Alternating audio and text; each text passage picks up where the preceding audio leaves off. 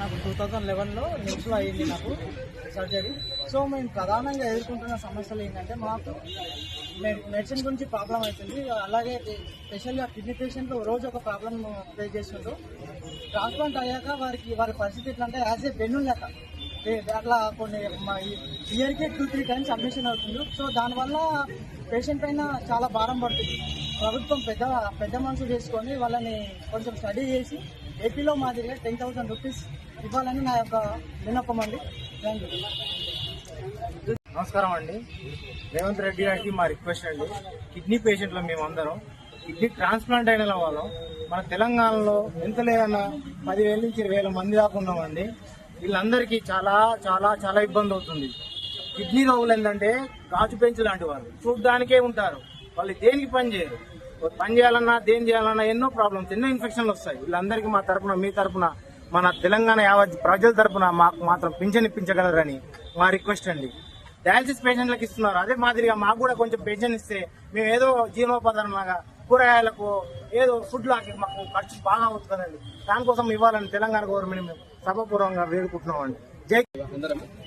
నా పేరు వచ్చేసి జోసెఫ్, నాది నల్గొండ డిస్ట్రిక్ట్ డిండి, బట్ నేను హైదరాబాద్లోనే ఉంటాను.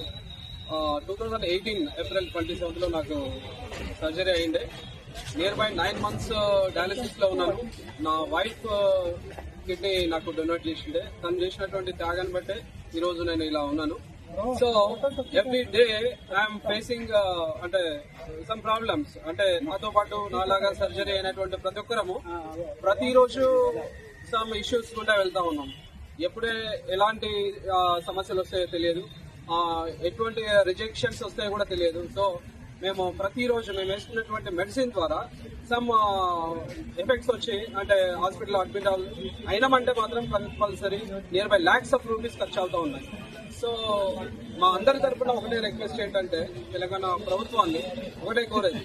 సో ఆంధ్రప్రదేశ్లో ఏదైతే పెన్షన్ ఇస్తా ఉన్నారో కిడ్నీ రోగుల కోసం, ఎవరైతే డయాలిసిస్ లో ఉన్నారో అండ్ ఎవరైతే ట్రాన్స్ప్లాంట్ అయిన వాళ్ళు ఉన్నారో, కిడ్నీ వ్యాధి నిర్ధారణ జరిగిందో వాళ్ళందరికీ తెలంగాణ ప్రభుత్వంలో కూడా ప్రత్యేకంగా పెన్షన్ ఇచ్చి అందరినీ ఆదుకోవాల్సిందిగా దయచేసి మిమ్మల్ని అందరినీ కోరుతా ఉన్నాం. ప్రత్యేకంగా తెలంగాణ గవర్నమెంట్ హెడ్ అంటే చీఫ్ మినిస్టర్, సో మంత్రులు అందరికీ అంటే మినిస్టర్స్ అందరికీ ప్రత్యేకంగా మా అందరి తరఫున ఇచ్చేటువంటి రిక్వెస్ట్ ఏంటంటే మేమందరము ఒక నిస్సహాయ స్థితిలో ఉన్నాం.